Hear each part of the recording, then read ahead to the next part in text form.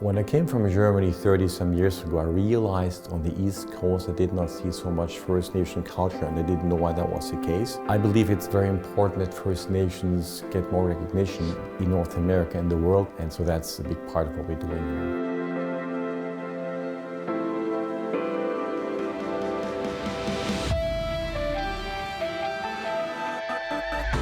We bring our old ancestors' ways into today, just to keep that alive.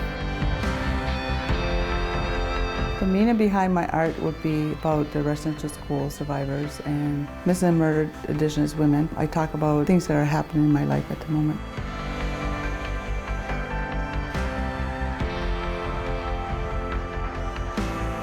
My spirit name is Muskake No Den, which is medicine wind. So then when I had my name, I felt like I have to share whatever I know and teach the young kids. Friends United is reviving our culture back. Here you feel supported and nurtured. Like we all, at some point in our life, need that moment that somebody says, I believe in you. The center just helps us be a community within just artists. Friends United is a team of many people with the same idea to work together constructively to honor First Nations and to make sure they have their place in history, and to really to promote peace, friendship, and reconciliation.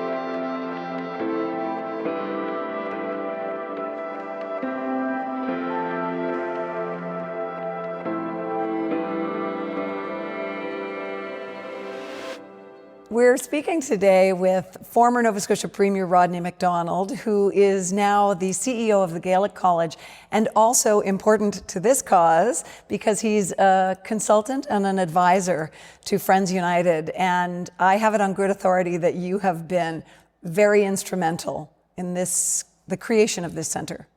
Well, I've been very fortunate to be involved with Rolf and the Friends United initiative since for many years, since about 2010.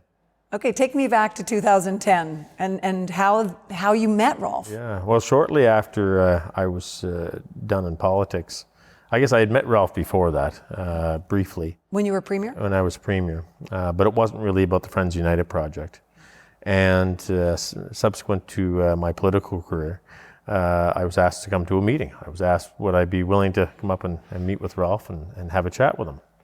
And at that time, we started talking about what he was doing with respect to his business life, but what he really wanted to talk about was his passion for First Nations people, photography, artwork, and he started talking about this initiative, Friends United, which he had a vision for, but there was no building.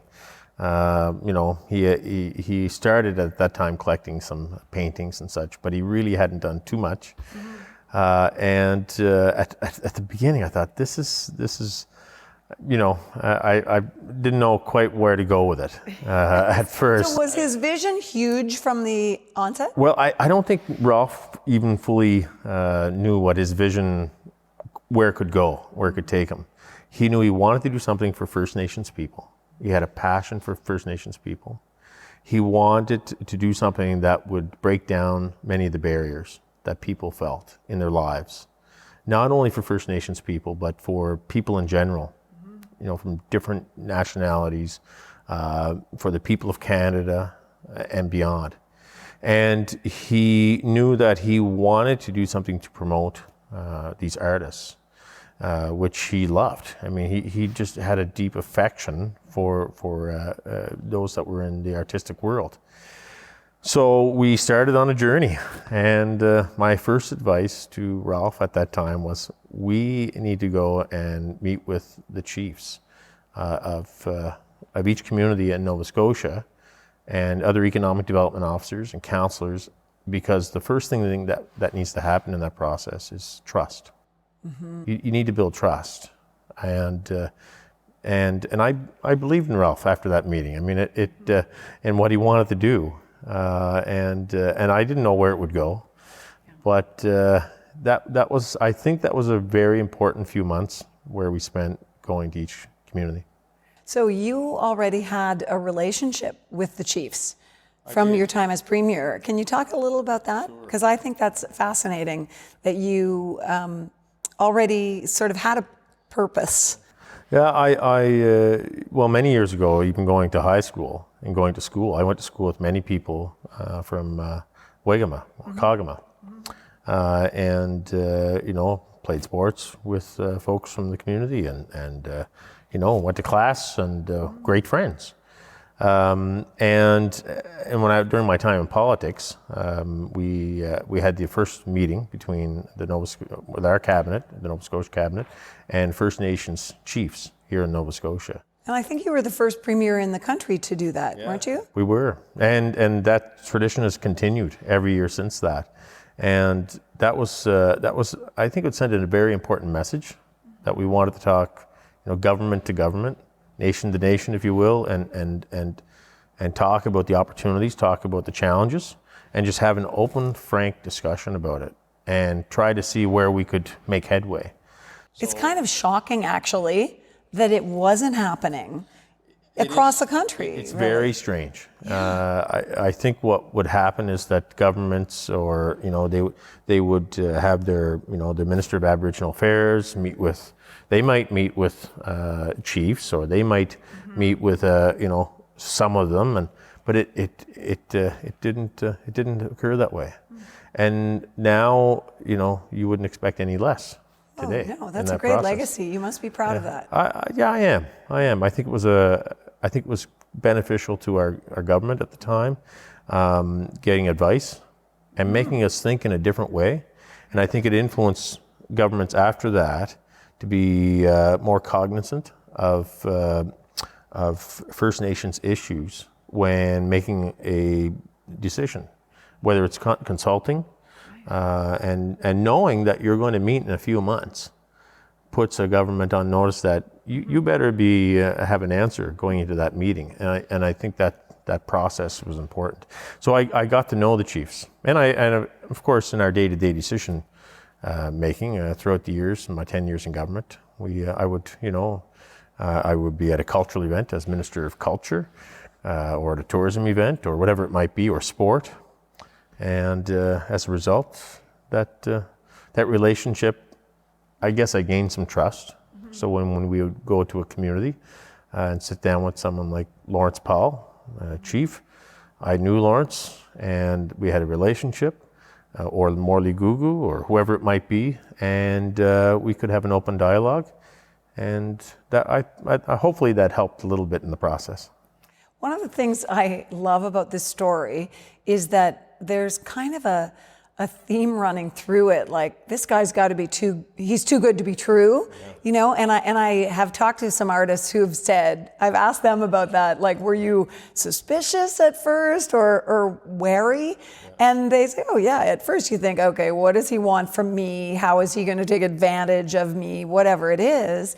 And then over the course of getting to know him, they slowly come to the realization, like, no, he really is this good. It's not too good to be true. No, and I, understandably people would be like that. Mm-hmm. Absolutely. And so that developing those relationships takes time with the artists. And the great thing about Rolf and his team, they're willing to put the time in. They weren't trying to do something overnight. Mm-hmm. They were saying, this is going to take this is a process. We need to build trust, and we need to show that we're not only serious about it, but that if we say we're going to do something, we're going to do it. Yes. And he followed through. And so, I had the good fortune of going to Germany with him in 2010 and talking about, many different things to many different business groups at that time.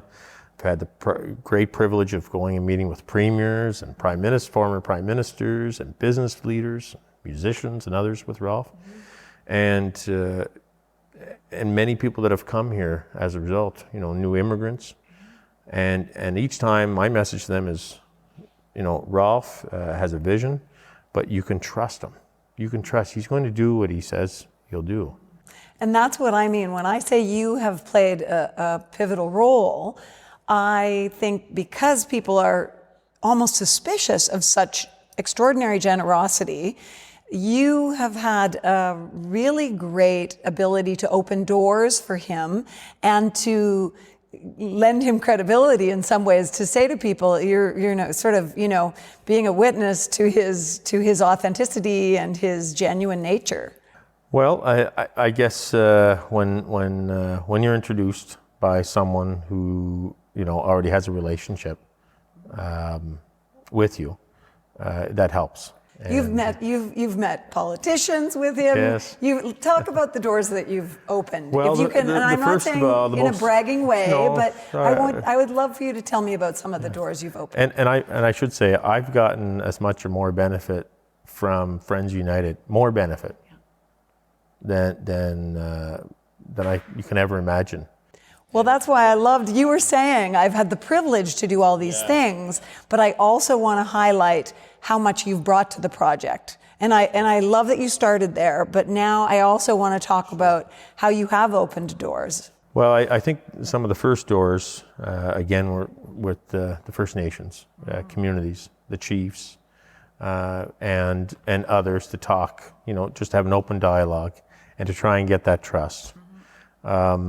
And my advice to Rolf was to continue strengthening that relationship and not just have a one meeting, to continue, and so we continued that process.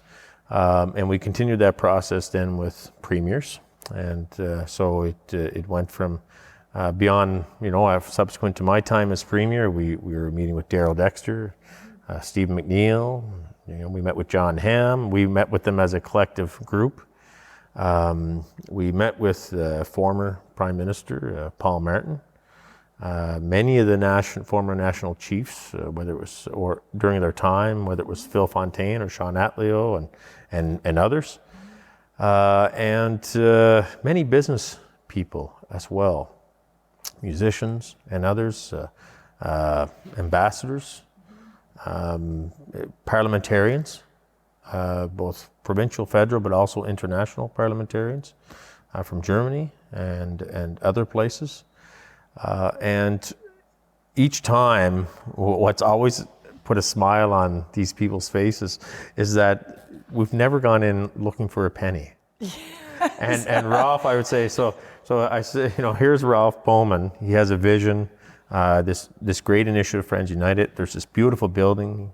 He's purchased and supported thousands of, pieces of artwork for people in First Nations communities, and we're not, this is not a meeting about any, dollars or cents. They're waiting for the ask. Right, waiting for the ask, yeah. And having sat at the table like that, normally there's an ask. You sort of brace yourself for it. I just want to let you know, he just wants to let them know, here's what's happening, here's what we want to do. He speaks about his vision. Just wanting to update them and hopefully have their support for continuing with Friends United and taking it to another level and attempting to help these artists become more independent, if you will, to give them more opportunity to learn more about the business side of being an artist. And as a musician, I can appreciate that. Not just the artistic elements, it's the business side, it's the promotion, it's the social aspects, it's the marketing, it's all of those pieces. And every step of the way, Rolf has wanted to help them in a genuine way. And there's been many questions over the years, whether it's at a Chamber of Commerce event or whatever it might be, and people would say, they always think there's an angle. Yes, they have a hard time getting their mind around it, sort of. Yeah, they say there must be an angle. Well, there's no angle. And what do you mean it has no government funding? It's not no government funding. And it's a beautiful thing. And Rolf loves it. I mean, I've been here when, he's with musicians, especially he loves, the interaction of musicians and artists and people together, and just the feeling that people are having and breaking down some barriers. And it's something special. And I think this is as a result of Rolf, of his, I guess, of his life, of growing up, moving here, and I guess things that he has done, things that he's seen, and being the person that he is, to want to give back. This is not just a project for Rolf. To me, this is almost a legacy piece, and it is his legacy piece. He may not fully appreciate it, but the legacy piece he is leaving for Canadians and for First Nations people goes well beyond dollars and cents. He may not be famous now, but someday he'll be in the history books. Absolutely. Right? Yeah. Oh, this is incredible. When we had the current national chief here a few months ago. What was the reaction? Well, he never saw anything like this across the country. And when you hear the national chief saying that, you know that this is, and being very serious about it, and being a very real statement. And it's not in a First Nations community per se, but recognizing that it's a celebration of all First Nations communities. And that's even more important. So the wonderful thing is that he, with his voice, then goes out and tells the story. And all these people who you are telling the story to tell the story. Yeah. And they told two friends, and so on and so on. But it's so much better than a hair commercial. Yeah, exactly. No, it is. It's really incredible. I would be curious to know, what's your sort of elevator pitch? So if you were in Ottawa, for instance, with a powerful politician in an elevator going up to the 10th floor, what would you tell them about this place? For me, it depends on the person. Yeah. So, the pitch for that person, depending if I know them, I may know that they are particularly interested in culture, and I will go at the culture angle. Or if their interest is in business, I will talk about the fact that we have a successful business person who immigrated here to Canada and is giving back in a way that you can't imagine. Not looking for any dollars or cents, doing something for our First Nations communities across the country and for these artists, and helping people to help themselves in a lot of different ways. And doing that at a time, the timing couldn't be any better, if you will, in Canada. Right. And not looking for any money. I mean, a beautiful building in the middle of the woods, if you will, in the middle of the woods in Richmond County. Just another great story. An old fish hatchery building turned into a beautiful space. And when you walk through the door, there's a special feeling that you're not going to have anywhere else in Canada. I could not agree more. And I think I certainly know that when I walked through the door the first time, not knowing what to expect, I was blown away, because it's not just about what you see, it's about what you feel. Absolutely. It's the energy of this place, and it's overwhelming, actually. I almost had tears in my eyes when I first walked in. Well, it's beautiful. Yeah. And when you look at the different colors, and you can see the spirituality in a lot of it, there's a deeper meaning than just, there's not just paintings on a wall. It's very spiritual. It's very connected to nature. It's very, I guess it puts you at ease, if you will, as well. It's very calming. Celebratory? It's celebratory. Yeah, it's very positive. It talks about the history of people and their families and their struggles. And at the same time, it celebrates life. And there's some different paintings where you can see that struggle between the old world, if you will, and the new world. And that's for me, that's very interesting, seeing that. I guess what is in these people's minds, these artists, and Loretta Gould, one example of someone who without the assistance and the help of Rolf, and the convincing. And that's the thing I really respected about Rolf. He didn't just call somebody up on the phone and try to convince them to do something. He would go to their house. He would visit them. He would go down in the basement of the house, and I recall going to David Brooks's house with him. And, he would be, finding these, old paintings that they had done, behind the furnace, saying, this is beautiful. This has to be, So he would go and he would convince them, you got to do this.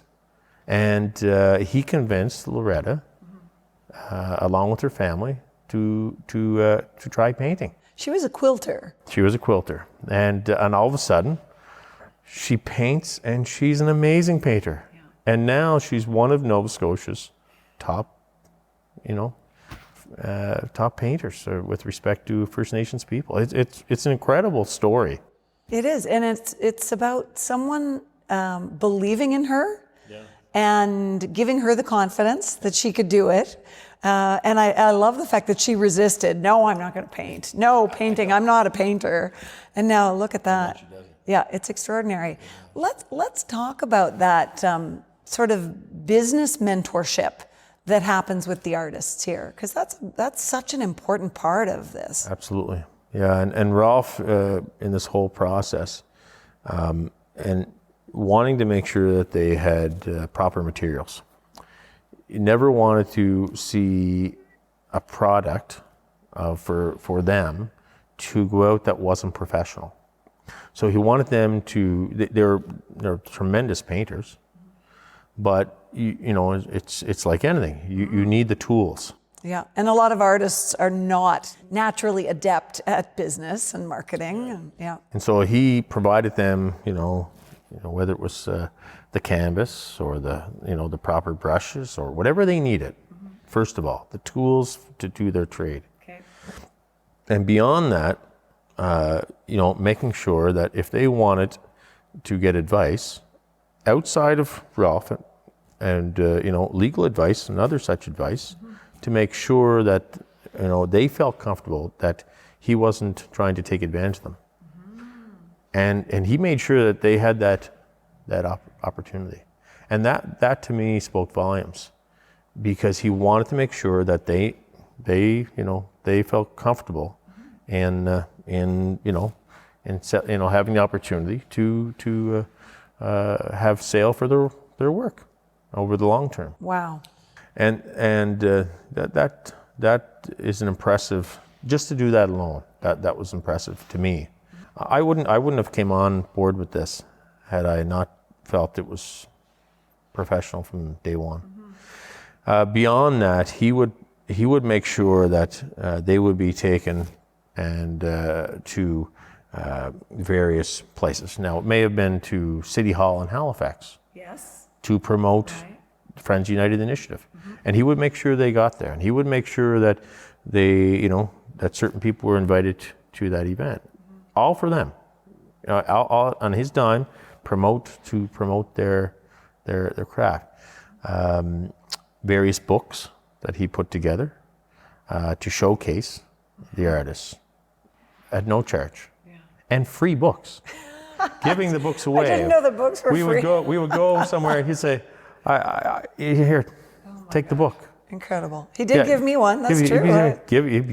He's given thousands of books away in the last decade to promote these artists. But so every step of the way, and through the internet, of course, and other things, it's all been about them. It's an amazing story. And so they get too good marketed. To be true. Exactly, it's too good to be true, and to me, that is the heart of it. Yeah. And it's what makes it such a beautiful story. It's the foundation of generosity is really touching, and it sort of goes back to connection. Yeah. He is so connected with them. It's why it's called Friends United. Yeah. And when I first heard the name, I thought, well, that's kind of a strange name. I wonder why. And I mentioned with my conversation with Mary and Loretta and Jay that I also see it as a bridge between Prejudice and Reverence, because it's about seeing our First Nations people as revered, rather they should be revered rather than, you know, treated with prejudice and racism, and hopefully as a society we're making that shift. But I just feel like Rolf with Friends United and all of you who are involved are helping that shift along. I remember when about three or 4 years ago, there was a group of elders that came here to visit the center, and I remember looking at their amazement that this building was here and showcasing people that they knew in their community. And the words that were coming out of their mouths, we don't have anything like this at home. So these artists were not getting a chance to showcase their work. And they were just so impressed. You could tell it was touching them. I was going to say, I bet they were very touched. They're very emotionally touched. And you couldn't help but be touched yourself. You know, you'd see someone looking at a painting, they'd be talking about it, but they weren't just talking about the painting. They were talking about the person. They were talking about their family. They were talking about what their family went through. They might have been talking about a funny story.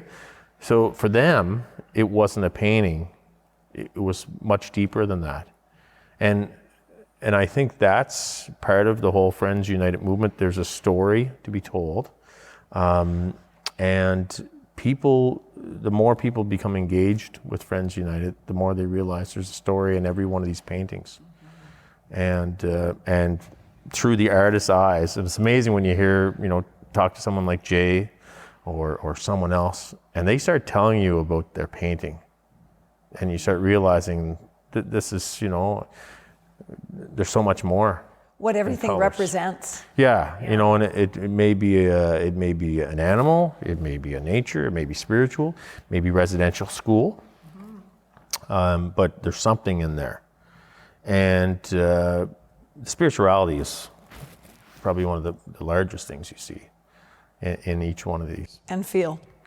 Here, for sure. Yeah, there's, you know, when you look at something on the wall here, and when you see something beautiful, you can't help but be, you know, want to embrace it. And I feel like the energy with which it's made comes through as you view it. And there's that communication between the artist and the spectator or the person who's appreciating it. It's also about, you know, we've talked about connection. It's also about the connection of artists to each other. Tell me a little bit about that. Yeah, for sure. I think they're learning from each other.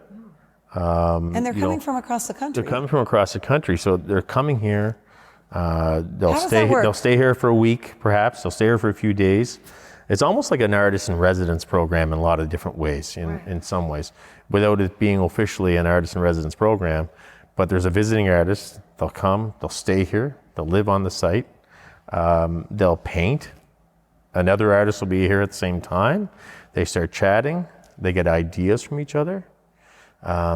They open up new markets for each other. They say, well, have you talked to so-and-so in Toronto? No, well, I'll pass on your name. And I think those connections, you know, and Friends United, if you will, they're uniting together. And that's I think it's one of those things that happens naturally. When people get together, you know, they want to help each other. Well, it's almost like the unconditional support that Rolf shows is a foundation, and that is contagious, and it builds, you know, with each generation of artists that comes into the center, there's more and more of that kind of support. For sure. Yeah, it is contagious. And you mentioned this is a bridge. I guess it could be considered a vehicle. And, you know, people are using it as a vehicle to go in different directions, and for whatever way they want it to work for them. And I think that's very important. That started connecting into other avenues, music being one of them. Of course, music, a strong passion of my own for sure, and I know Rolf loves music. And as a result, we've had continuous musicians coming through the door. And they must love it. And they love it. And when they perform in a room like this, It's totally different than performing on a stage. They love it. They want to be part of things like this. I bet that most people who walk through the door, when they walk back out the door, have a level of commitment to wanting to be part of it. I can't describe to you how many times I get a note on my phone after somebody's been through the door here, and they say, there's almost like an expression of happiness or a feeling of something totally different, and they'll go home, and hours later I'll get a note. It's almost guaranteed every time. So I think I sent you one. Yeah, I was just telling my spouse about this incredible place and how I feel something that's special. Almost every time. Well, I got double teamed by you and Mary Coyle because both of you approached me on behalf of Rolf, and I was like, okay, I'll talk to him, but this sounds a little odd. I don't understand it. And then when I came for the visit, it was like just hooking a fish. It's ironic, it's a fish hatchery, but it was like I was like a hooked fish. There was no turning back. Well, and Rolf wants to engage with people that are excited about the project. He wants to engage with people that have genuine interest in what's happening in First Nations people. And you were one of those people on that list, and I'm a believer. Yeah. I'm also excited about your music project. You touched on music, but tell us about your new project that you're working on. Well, For Friends United. Yeah, and so again, we always had musicians continually coming in the center. I'm a big believer that that's a great way to also promote. It's a great way to promote the artists because these musicians are on stages throughout the world. And Rolf, well, he, beautiful pianos here, beautiful instruments, and he's a lover of music. And he always wants to include music. So this is I've been a believer that this is a great way to continually evolve the project. So Rolf has done a great deal of work with the mighty Oitais, I'm saying that correctly, and John Kelly and others from Europe, and who have deep connections in music in Europe circles, and others, and connecting the dots between them, artists like Heather Rankin from the Rankin family, and Mac Moran here in Cape Breton, who travels with Natalie McMaster on a regular basis, and Aboriginal artists from across the country, and putting together a compilation CD, if you will, and then promoting it. And you're playing the fiddle on the. I'm on a cut. Yeah, I'm you're on a. You're a renowned fiddler yourself. Well, so. I've done some recordings, and but I'm fortunate to be on a cut with Heather Rankin and Brian Doyle, who's a great guitar player, and of course Heather's singing on it. And Mac Moran is a tremendous piano player, and Kenneth McKenzie, who's also a fiddler and a piper. And each of these artists I would take in to meet with Mighty and John and others, and along with many other musicians.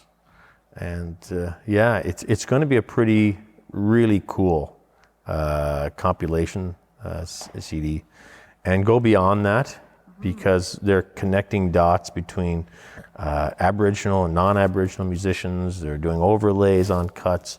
So I haven't even heard the final version of our cut yet. I heard what we did in the studio here in Cape Breton Island at Lakewind Studio, but I know that that's been sent, and now there's a whole other layer of music going to be added to that. And again, Rolf is his vision, and I think successful business people, they have a vision, but they allow it to take shape, and they go with it. And Rolf is one of those in business and in Friends United initiative. He knows where he wants to be, but he's flexible enough that he can, I guess if you're a skier going down the hill, you don't follow the same path every time. You go with, and he understands the slopes, if you will. He knows the path, and he knows to go with it, and he knows sometimes you have to go against it. And I respect that. I think the most successful business people are those that can do that. It seems like it's a way, sorry to interrupt you, but it seems like a way to approach something without ego. Yeah. So you don't have a vision and you're trying to force it your way. Yeah. You are willing to say, okay, there are going to be lots of, ebbs and flows. Other influences and so on. So yeah, that's a very interesting, and that's maybe by letting it breathe like that, that's how he's come to this point. Absolutely. He'll seek advice from people from all walks of life, and for him it doesn't matter who you are.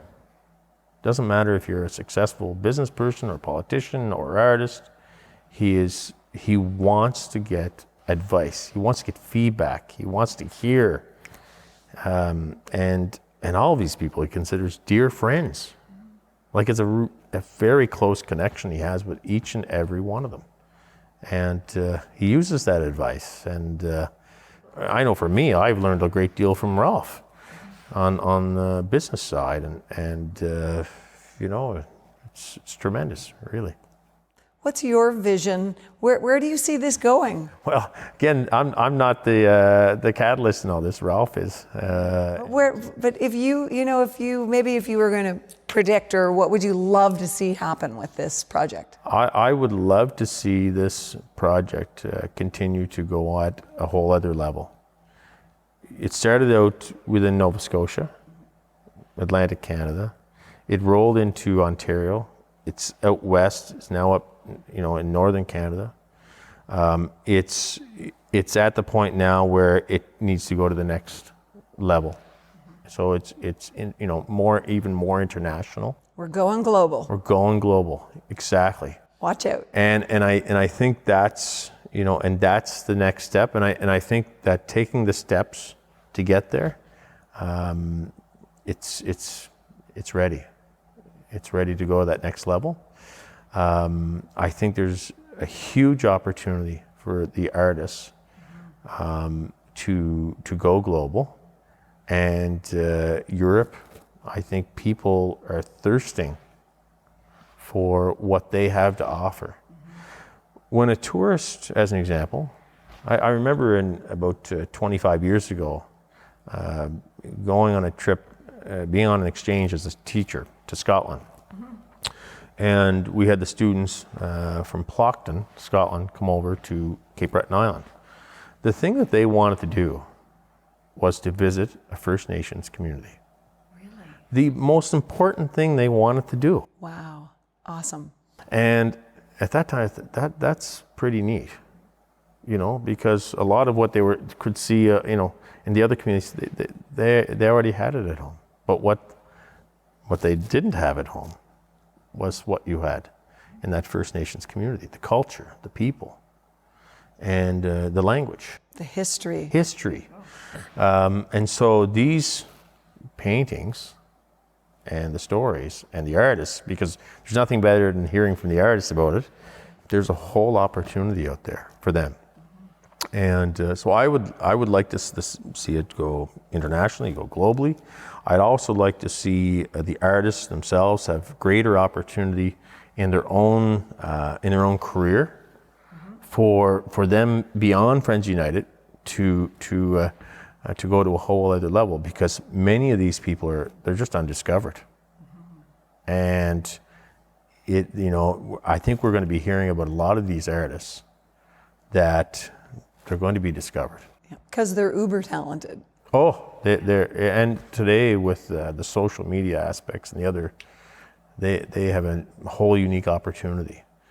And there will be a lot of things happening, I think, from a media perspective and from a social media perspective and a discovery perspective. It's going to happen in all parts of the world. It's just such a great story. Yeah. It just needs to be told. It just needs to be told. Everyone, I think, who comes on board is going to keep telling it, and we're going to do what we can. I know that Rolf is driven by purpose and passion, but I see that in you as well. I hear you speaking about it, and it sounds like you've got a really lovely commitment in a purposeful way to this place. Well, I love this initiative. And this, not just this place, this initiative. I feel part of this. I mean, I've spent now almost 10 years as part of assisting Rolf in different ways, meeting these artists, and it's infectious. I mean, you get to know the people, and you want to help them. You know that they have the talent. You want to help them get to the next level, and you know that the ability is there, and the story needs to be told with people like you. And the beautiful thing is that, you were in a life of service. I see politics as service, being willing to put yourself through that, if you will. It's really a great service to your province, to your country, but you're still, in a sense, in service to your province and your country. And it's just a different form. It's just a different form. And I'm happy to give whatever I can. And any advice I can give, any help I can, and be part of this. It's a team effort, and everybody's doing their part, whatever way that might be, to advance it. And so it's pretty exciting. It's an exciting time. So, every time I walk in the building, I see a new painting. I see something different. It always changes, and that's good. There's an old saying that if you're not growing, you're dying. Well, this place grows every single day. So Rolf dropped the little stone in the water, and the ripple is going. Beautiful. Well, congratulations on being part of it. Oh, you too. Let's go global. Let's go global.